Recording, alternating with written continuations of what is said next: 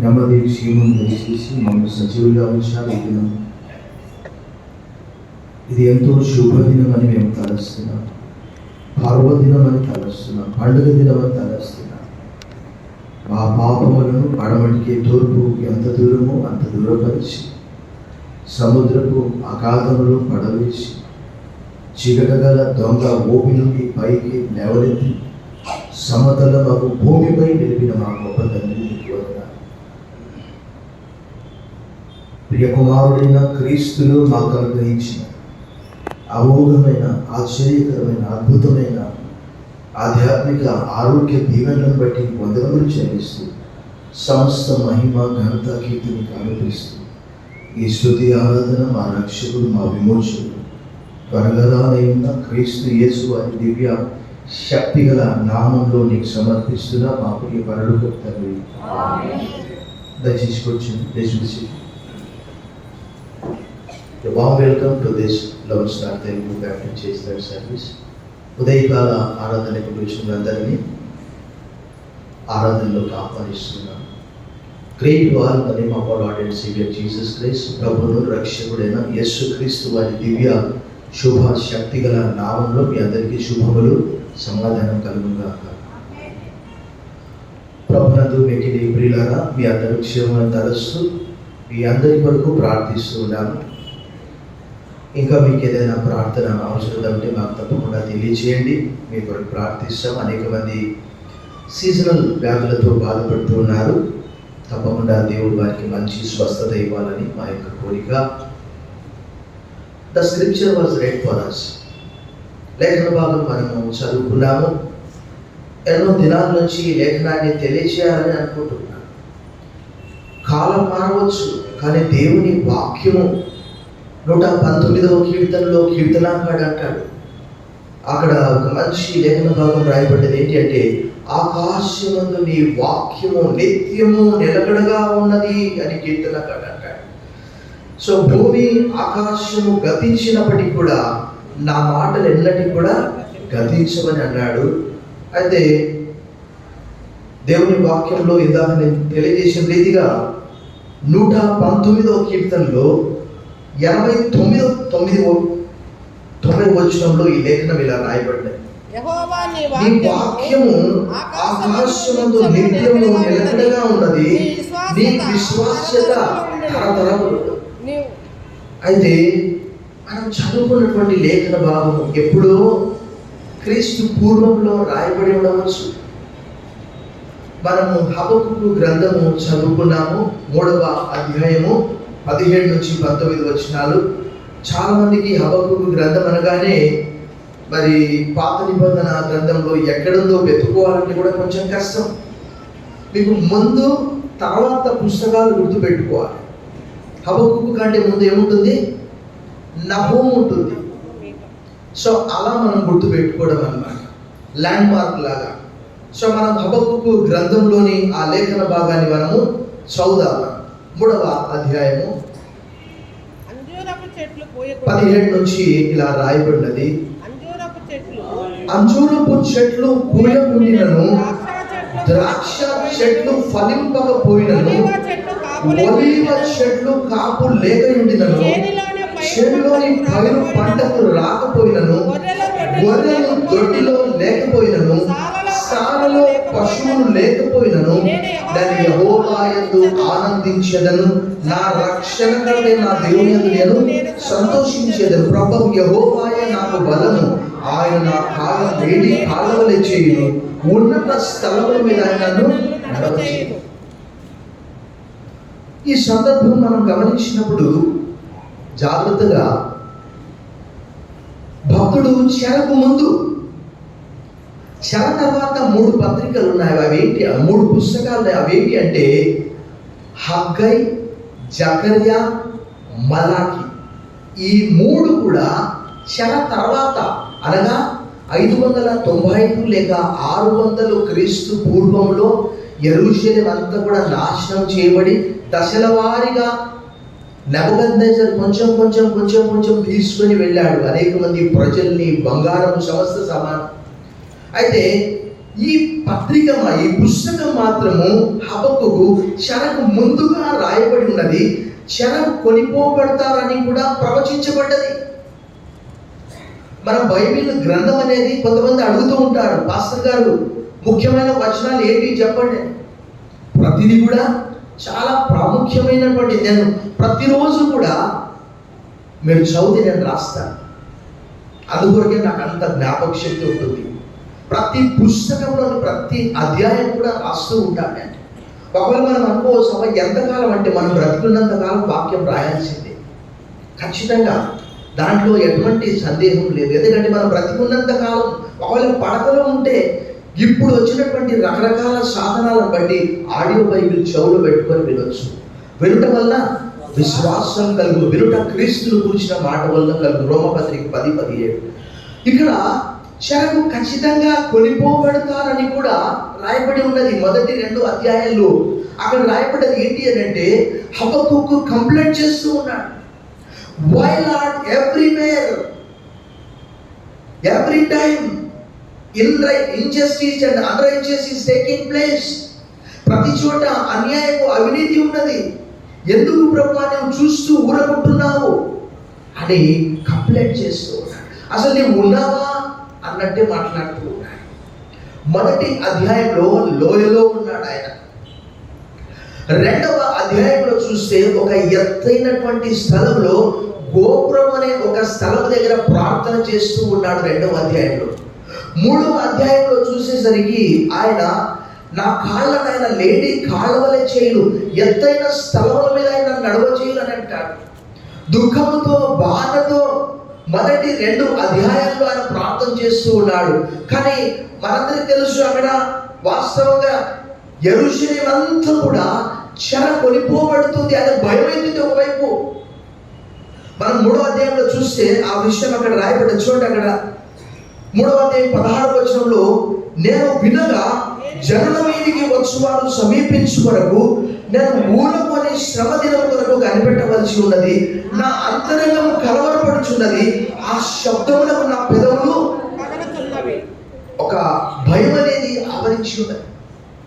మనకు మొదటి 2 అధ్యాయాల్లో చూస్తే స్పష్టంగా అక్కడ రాయబడ్డది, దేవుడు ఆ యొక్క బబులోనీయులను యెరూషలేము పైకి తీసుకొని వస్తున్నాడు. 6వ వచనంలో చూస్తే అక్కడ ఆలకించుడి, తమవి కాని ఉనికి పట్టులను ఆక్రమించవలనని భూదిగంతముల వరకు సంచరించు ఉద్రేకము గల క్రూరులకు కల్దీయులను నేను. అంటే చెరకు కొనిపోవడానికి సిద్ధంగా ఉన్నారు. సర్వం నాశనమైపోతూ ఉన్నది కొద్ది దినాల్లో. అంటే అక్కడ రాయబడ్డ దాని ప్రకారము వారు చాలా క్రూర జనము. క్రూరత్వానికి మారుపేరు ఎవరంటే బబులోను రాజు నెబుకద్నెజర్. పాపానికి పర్యాయ పదం ఎవరయ్యా అంటే బబులోను రాజు నెబుకద్నెజర్. ఎందుకంటే చాలా భయంకరమైనటువంటి వ్యక్తి, ఇశ్రాయేలును అలా చేశాడు. అయితే మనందరికీ తెలుసు ఇశ్రాయేలు గురించి, వారికి పాడి పంట అవన్నీ కూడా రీసోర్సెస్, వనరులవి. వారికి ఆహారం కానీ, రొట్టె కానీ, పాడి కానీ, మాంసం కానీ అన్ని కూడా అవి రీసోర్సెస్. పంట మనం విత్తనాలు వేస్తే మనందరికీ తెలుసు, దేవుని వాక్యంలో రాయబడ్డ విత్తువానికి విత్తనమును, తిరువానికి ఆహారం దయచేసేవాడనే మాట రాయబడ్డది. కొరింథీయులకు రాసిన 2వ పత్రిక 8వ అధ్యాయం 10వ వచనంలో ఆ విషయం రాయబడ్డది. అయితే ఇక్కడ సందర్భం వచ్చింది. ఏమొచ్చింది అని అంటే, ఆయన భయపడుతూ ఉన్నాడు. నా ఎముకలు కుళ్ళిపోవచ్చున్నవి, నా కాళ్ళు భయమవుతుంది, ఏం జరగనే ఉంటున్నది. ఇవన్నీ కూడా తలస్తూ ఉన్నప్పుడు చివరికి ఆయన ఎంత భయపడ్డాడో అంత ఆనందపడ్డాడు. మన జీవితంలో కూడా మనం అనుకుంటాం ఒకటి ఏంటంటే, ఆదివారం అనగానే మాంసము. ఖచ్చితంగా అబ్బా మాంసము లేనటువంటి ఆదివారాన్ని మనం ఊహించుకోలేము. ఒక్కొక్కరికి ఒక కోరిక ఉంటుంది. క్రిస్మస్ అనగానే కొత్త బట్టలు, పిండి వంటకాలు, రకరకాల బిర్యానీలు, ఇంటి అలంకరణ. కానీ ఒకవేళ మనం అనుకుంటాము అవి లేనటువంటిది మనం ఊహించుకోగలమా అనుకుంటాం మనం. కానీ ఇక్కడ మనం చూస్తున్నాము, వారు వచ్చి మొత్తం ముడిచేస్తున్నారు, సమస్తము ఇశ్రాయేలుని కోల్పోతూ ఉన్నారు. అంటే వారికి ఇవన్నీ కూడా అంజూరపు చెట్లు, ద్రాక్ష చెట్లు, ఒలివ చెట్లు, ఇవన్నీ కూడా వారికి సమృద్ధికి సూచనగా ఉంటున్నవి. దేవుని వాక్యంలో చాలా చోట్ల రాయబడ్డాయి. మనం ద్వితీయోపదేశకాండంలో చూస్తే మీరు నాటనటువంటి ద్రాక్ష తోటలను మీరు తింటారని చెప్పి మాట రాయబడ్డాయి. ద్వితీయోపదేశకాండం 6:11 మనం చూస్తాం. మీకా గ్రంథం 4:4 చూస్తాం. మీకా గ్రంథం 6:15 చూస్తాం. అంటే ప్రతి వాడు కూడా తమ తమ చెట్ల కింద ఖచ్చితంగా వారి కుటుంబంతో కూడా కూర్చోవాలనే మాట రాయబడింది. అయితే ఆ రిసోర్సెస్ అన్ని కూడా పోయినప్పుడు, ఆ వనరులన్నీ కూడా సమృద్ధిగా ఉన్నటువంటివన్నీ పోయినప్పుడు వారి పరిస్థితి ఎలా ఉంటుంది? దేవుడే వాటిని కలగజేస్తున్నాడు, దేవుడే వాటిని మరలా తీసేస్తున్నాడు. దేవుడి వాక్యంలో రాయబడ్డది, తండ్రి శిక్షింపని కుమారుడు ఎవరు అనే వాక్యం కూడా మనం చూస్తాం. హెబ్రీ పత్రిక 12వ అధ్యాయంలో పౌలు భక్తుడు అంటాడు, అలాగూ వీరికి ఉన్నటువంటి రిసోర్సెస్ అన్ని కూడా దేవుడు తీసేశాడు. యోబు ఒకానొక సందర్భంలో ఏమంటాడంటే, ఇదిగో ఆయన నన్ను చంపినను నేను ఆయన కొరకు కనిపెట్టుకొని ఉన్నాను, yet he slay, I will wait for him. 13వ అధ్యాయం 15వ వచనంలో ఆ లేఖన భాగం రాయబడింది. ఇక్కడ కూడా వారికి ఉన్న సమృద్ధి అంతా కూడా తీసివేశాడు దేవుడు. భక్తుడు అంటున్నాడు, అంజూరపు చెట్లు పూయకుండినను, ద్రాక్ష చెట్లు ఫలింపకపోయినను, ఒలివ చెట్లు కాపు లేక ఉండినను, చేనులోని పైరు పంటకు రాకపోయినా పర్వాలేదు, గొర్రెలు దొడ్డిలో లేకపోయినప్పటికీ, సాలలో పశువులు లేకపోయినప్పటికీ నేను ఎవరి యందు ఆనందిస్తా? యెహోవా యందు ఆనంది. ఎందుకంటే సమస్తము సమకూర్చువాడు ఆయనే. యోబు గ్రంథంలో మనం చూస్తాము, యోబుకున్న సమస్తాన్ని దేవుడు తీసివేశాడు. ఆయన అన్నాడు, the lord has given me, the lord has taken away, blessed be the name of the lord. మన జీవితంలో కూడా మనకు అనేకమైనటువంటి ఒడిదుడుకులు రావచ్చు. దేవుని వాక్యంలో రాయబడ్డది, దేవుని ప్రేమించు వారికి, అనగా తన సంకల్పం చొప్పున పిలువబడిన వారికి మేలు కలుగుటకై సమస్తము సమకూడి జరుగుతున్నవని అడుగుతాం. ఈరోజు వార్తాపత్రిక చూశాను, ఒక కుటుంబం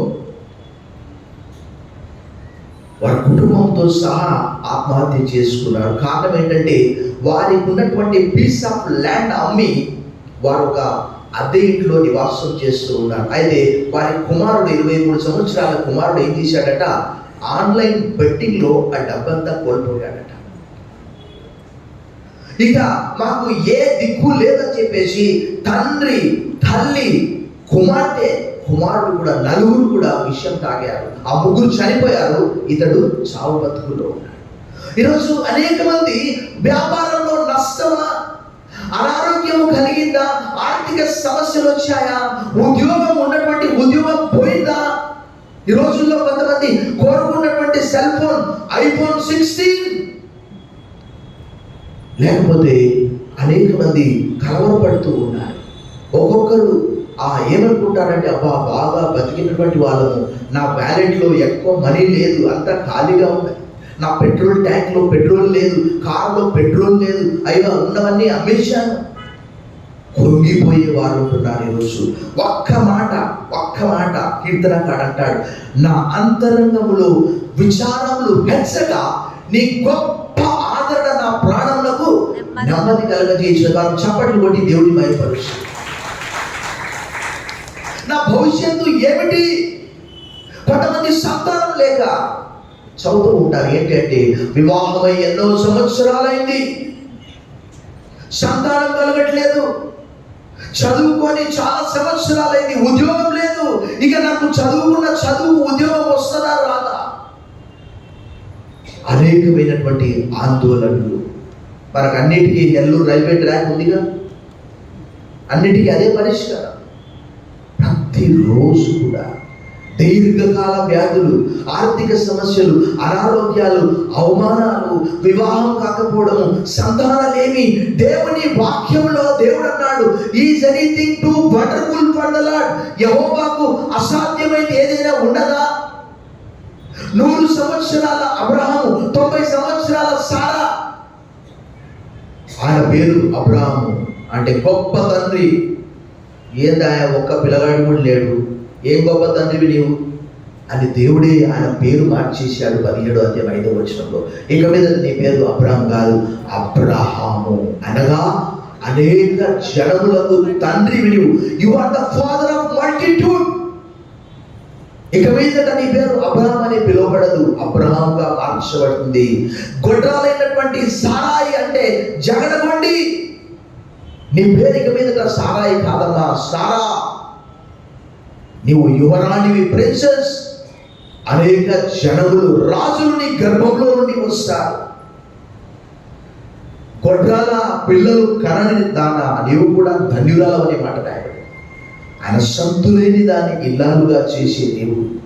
ఇక్కడ భక్తుడు మొదటి 2 అధ్యాయాల్లో సమస్తము కోల్పోయాడు.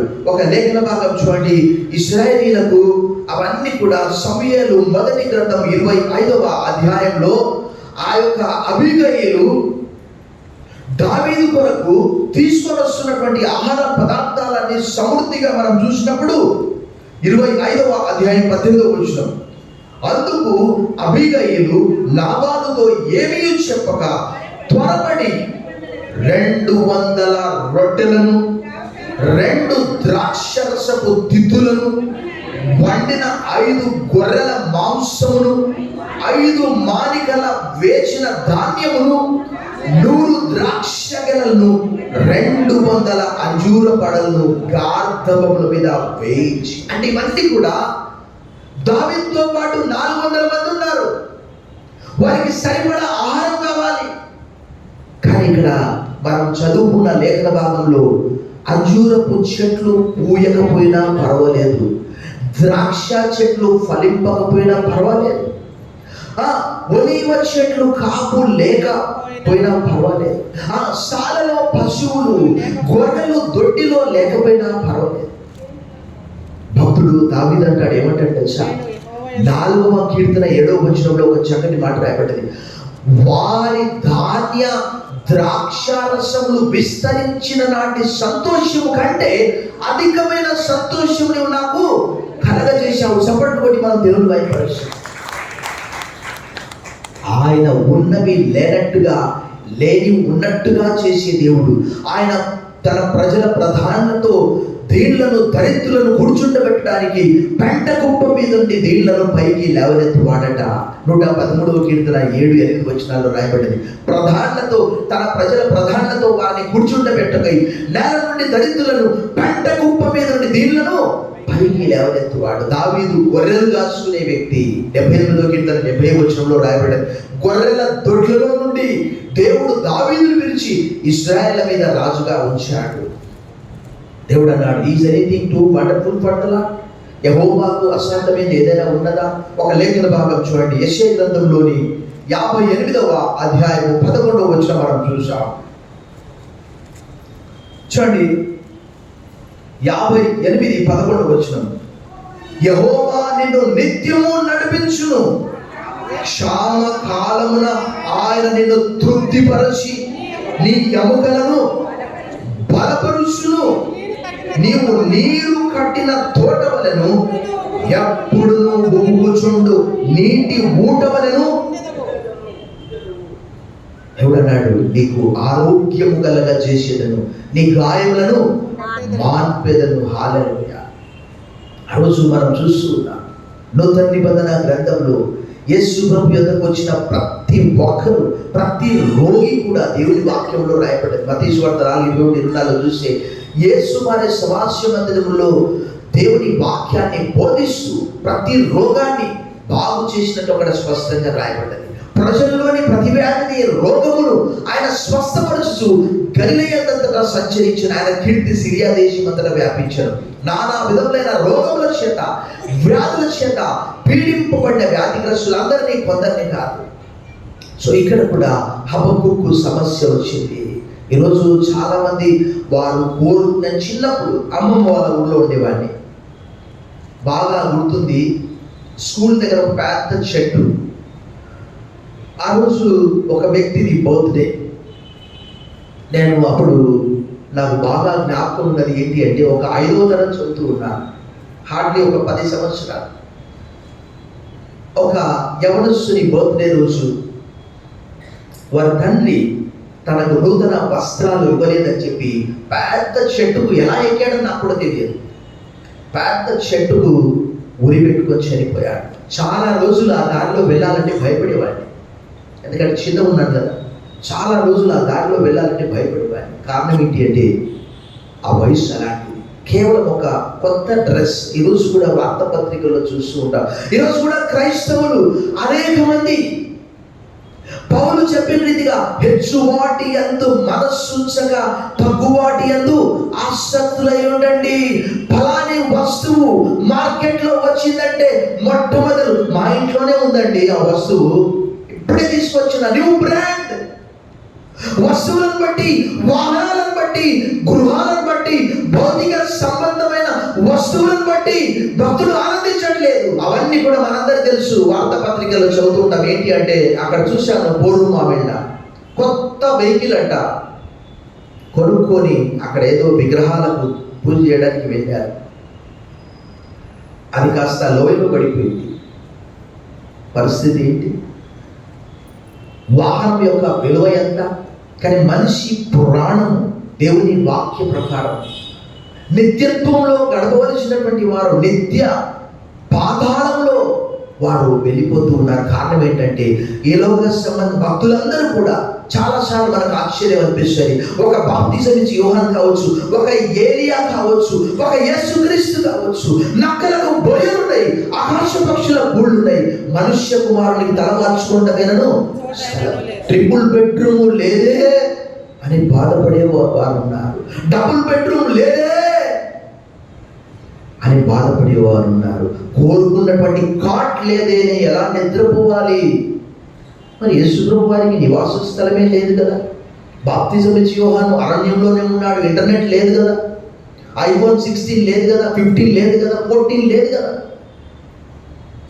వారు దేవుని యందు ఆనందించారు. ఈ లోక సంబంధమైన వస్తు వాహనాలను బట్టి భక్తులందరూ సంతోషించలేదు. భక్తులు అంటున్నాడు, అవన్నీ ఒకవేళ ఉన్నా పర్వాలేదు, లేకపోయినా పర్వాలేదు, ఎందుకంటే నాకు రక్షణ ఇచ్చినటువంటి వాడు సర్వశక్తి గల దేవుడు. చప్పట్లు కొట్టి మనం దేవుని భయపరుస్తాం. ప్రభునందు మిక్కిలి ప్రియులారా, ఇప్పుడు లోకం అనేది స్టేటస్ సింబల్ చూస్తూ ఉన్నారు. వ్యాపారంలో నష్టం వచ్చినప్పుడు ఎవరికి కనిపించకుండా ఎక్కడో దూర ప్రాంతాలకు వెళ్ళిపోతూ ఉంటారు. నష్టము కష్టము భరించాలంటే చాలా కష్టమైనటువంటిది. కానీ దేవుని వాక్యంలో రాయబడినది ఏంటి? పేతురు రాసిన మొదటి పత్రికలో 2వ అధ్యాయంలో రాయబడిన రీతిగా ఆయన మనందరికంటే దేవుని వాక్యంలో అక్కడ చూసినప్పుడు 2వ అధ్యాయము 23వ వచనంలో ఇలా రాయబడి ఉన్నది. ఆయన దూషింపబడి బదులు దూషింపలేదు, ఆయన శ్రమ పెట్టబడి బెదిరింపగా న్యాయముగా తీర్పు తీర్చు దేవునికి తను తాను ఆయన తన ఎదుట ఉంచబడిన అవమానం కొరకై, ఆనందము కొరకై అవమానము నిర్లక్ష్య పెట్టి సిలువను సహించి దేవుని కుడిపార్శ్వమున ఆసీనుడయ్యారనే మాట మనం చూస్తున్నాం. కష్టం వచ్చింది మానవులంగా. ఫలాని బట్టలు, ఫలాని భోజనము, ఫలాని చోట మాగుంట లేఅవుట్లో ఇల్లుంటే అబ్బా ధనవంతుల కాలని, జూబ్లీ హిల్స్లో ఇల్లుంటే ధనవంతుల కాలని. ఈరోజు సినిమా యాక్టర్లు రోజుకొకరు ఉరి పెట్టుకొని చనిపోతున్నారు. వాళ్ళ వెంట మీరు కూడా వెళ్ళండి. ధనధాన్యాదులు, భక్తుడు అంటాడు, వారి ధనధాన్యాదులు విస్తరించిన నాటికంటే సంతోషం నాకు నా హృదయంలో అధికంగా కలగజేశావు. యెహోవా నమ్మకంతో పండుగని నిద్రపోదు, నన్ను ఒంటరిగా ఉండినను నీవే నన్ను సురక్షితంగా నివసింపచేయు. అనేక మంది ఈరోజు రకరకాల సమస్యలతో సతమతం అవుతున్నారు. అన్ని ఉండి కూడా మనశ్శాంతి లేక, దేవుని వాక్యంలో రాయబడింది, నెమ్మది లేకుండా విస్తారమైన ధనం ఉంటకంటే యెహోవా యందు భయభక్తులు కలిగి కొంచెం ఉంటే చాలు. దేవుని వాక్యంలో రాయబడింది, నీతిమంతులు కలిగినది కొంచెమైనను బహుమంది భక్తిహీనులకు ఉన్న ధన సమృద్ధి కంటే శ్రేష్ఠం. నేను కొత్తగా పరిచర్యకు వచ్చినప్పుడు చాలా మంది నన్ను చూసి ఎగతాళి చేసేవారు. ఏంటి తెలుసా? నా స్టైఫండ్ అడిగేవారు. బైబిల్ కాలేజీలో నేను చెప్పేవాడిని వారికి, ఫ్యామిలీతో ఉంటే 800 రూపీస్ స్టైఫండ్. వాళ్ళు బైక్ కిందికి చూసేవారు. వాళ్ళు అనుకున్నారట 800 రూపీస్ ఇస్తే కన్వర్ట్ అవుతారా. ఒక ముస్లిం ప్రచారం చేశాడు మొత్తం 4 నెలల టౌన్ అంతా. తర్వాత విలేజ్కి వచ్చాడు. అక్కడ 2000 సాలరీ. అతను ఏమని ప్రారంభించాడంటే 2000కి పాస్టర్ కన్వర్ట్ అయ్యాడని చెప్పడం ప్రారంభించాడు. అఫ్ కోర్స్ నా నిమిత్తము జనం మేము నిందించి హింసించి అబద్ధముగా మీ మీద చెడ్డమాటలు పలుకున్నప్పుడు మీరు ధన్యులు, సంతోషించండి, ఆనందించండి, పరలోకమందు మీ ఫలము. ఖచ్చితంగా ఇలాంటివన్నీ చిన్న సమస్యకే కృంగిపోయేవారు ఉంటున్నారు. కానీ భక్తులు అంటున్నాడు, అంజూరం చెట్లు పూయకుండినను, ద్రాక్ష చెట్లు ఫలింపకపోయినను, ఒలివ చెట్లు కాపు లేక ఉండినను, సాలలో పశువులు గొర్రెలు, అది సమృద్ధికి సూచన. పర్వాలేదు, నేను యెహోవా యందు ఆనందించేదను, నా రక్షణకర్త నా దేవుని యందు నేను సంతోషించేదను. ప్రభు యెహోవాయే నాకు బలము, ఆయన నా కాళ్ళను లేడి కాళ్ళ మీద చేయను, ఉన్నత స్థలముల మీద ఆయన నడవ చేయను. 5వ కీర్తనలో ఒక మాట మనం చూద్దాం. 5వ కీర్తనలో ఈ విధంగా రాయబడి ఉన్నది. 5వ కీర్తనలోని లేఖన భాగం మనం చూసాం. అక్కడ ఏమని రాయబడ్డదంటే 11వ వచనంలో ఇలా రాయబడింది, నిన్ను ఆశ్రయించు వారందరూ సంతోషించుదురు, నీవే వారిని కాపాడుదు గనుక వారు నిత్యము ఆనంద ధ్వని. 32వ కీర్తన 11వ వచనం. 32వ కీర్తన 11వ వచనం, నీతిమంతులారా యెహోవాను బట్టి సంతోషించుడి, ఉల్లసించుడి, యథార్థ హృదయులారా మీరందరూ ఆనందగానము చేయండి. 33:1, నీతిమంతులారా యెహోవాను బట్టి ఆనందగానము చేయండి, స్తుతి చేయుట యథార్థవంతులకు. మన జీవితంలో అనేకమైనటువంటి సమస్యలు రావచ్చు, దీర్ఘకాల వ్యాధి కావచ్చు, సంతాన లేమి కావచ్చు, ఆర్థిక సమస్యలు కావచ్చు, అప్పుల సమస్య కావచ్చు, అవమానం కావచ్చు. వస్త్రము కంటే దేహము ఎంతో ప్రాముఖ్యమైనది అని యేసు ప్రభువు చెప్పారు. ఆకాశ పక్షులను చూడి అవి విత్తవు, కోయవు, కొట్లలో కూర్చుకొనవు, ఆయనను మీ పరలోకపు తండ్రి వాటిని పోషించున్నాడు. మీరు వాటికంటే శ్రేష్ఠులు కారా? ఆ రక్షణ వస్త్రాలు నాకు ఆయన ధరింపజేశాడు కదా. యెషయా గ్రంథంలో దేవుడు అంటున్నాడు, చూడండి ఒకసారి. యెషయా గ్రంథం 61వ అధ్యాయం చూసాం మనం. బుక్ ఆఫ్ ఐజయా చాప్టర్ 61 చూడండి 10వ వచనం, శృంగారమైన పాదాలు ధరించుకున్న పెండ్లి కుమారుని రీతిగాను, ఆభరణములతో అలంకరించుకున్న పెండ్లి కుమారుని రీతిగాను ఆయన రక్షణ వస్త్రములను నాకు ధరింపజేసి ఉన్నాడు, నీతి అను భయపడ్డం నాకు ధరింపజేసి ఉన్నాడు. కాగా యెహోవాను బట్టి ఆనందముతో నేను ఆనందించుచున్నాను, నా దేవుని బట్టి నా ఆత్మ ఉల్లసించుచున్నది. హన్నా మరియా వారి హృదయంలో వారికి కలిగినటువంటి సంతోషాన్ని బట్టి దేవుని స్తుతించారు. ఈరోజు సంతోషం అనేది బ్రాండెడ్ వెహికల్లో లేదు. వార్తాపత్రికల్లో, టీవీలో చూస్తూ ఉంటాం. ఏమిటి అంటే, బాగా డబ్బు ఉన్నటువంటి వారు హైవేలో అది పోయినా స్పీడ్ పోని, 300లో పోని, ఎక్కడికన్నా పోయేది పైకే పోయేది, అంత స్పీడ్గా నడుపుతూ ఉన్నారు. ప్రభునందు మిక్కిలి ప్రియులారా, పరిస్థితులు ఎలా ఉన్నప్పటికీ పరిస్థితులను మనకు అనుకూలంగా మార్చే దేవుడు మనకు ఉంటున్నాడు. జిగటగల దొంగ భూమి నుండి పైకి లేవనెత్తి సమతలము భూమిపై ఆయన మనం నిలిపే దేవుడు. ఆయనకు అసాధ్యమైనదంటే ఏది లేదు. యెహోవాకు అసాధ్యమైన ఏదైనా ఉన్నదా అని 18వ అధ్యాయము 14వ వచనంలో దేవుడు అన్నాడు.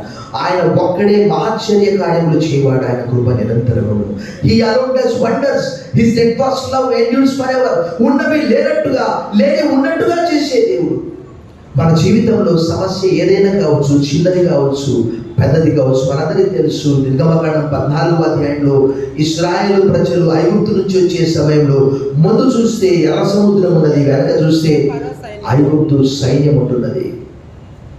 ఆ రోజు దేవుడు అన్నాడు, ఈ రోజు మీరు చూసే ఆ ఐగుప్తు సైన్యాన్ని ఇక మీదట చూడరు. ఆయన గొప్ప కార్యాలు చేస్తూ ఉన్నాడు. వారందరూ కూడా ఆ సముద్రంలో మునిగిపోయారు.